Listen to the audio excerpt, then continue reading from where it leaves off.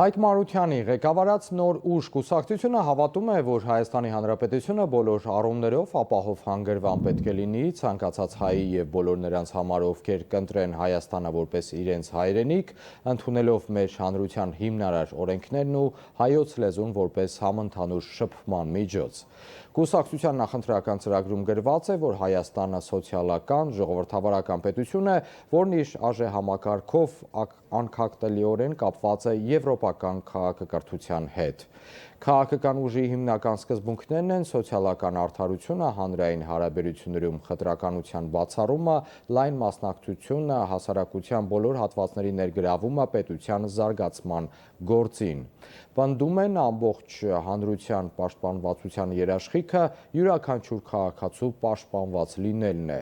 Վարչապետի թեկնածու Հայկ Մարությանն այս անգամ անդրադարձել է իր թիմի դրույթներից մեկին, այն է վերադարձ ազգային արժեքներին։ Մարությանի պնդմամբ իշխանությունը գնում է ուրացման ճանապարհով, սկսել է սիմվոլներից։ Սա պետք է շատ արագ կանգնեցնել, ասել է Մարությանը։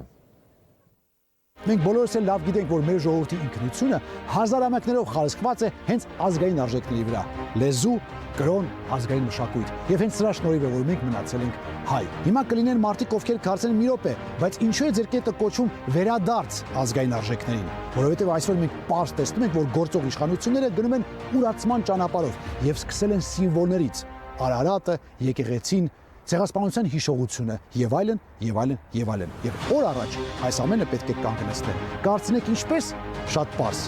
Հունիսի 7-ին գնում ենք ընտրության եւ մյուս օրվանից սկսում ենք կառուցել կարգին երկիր։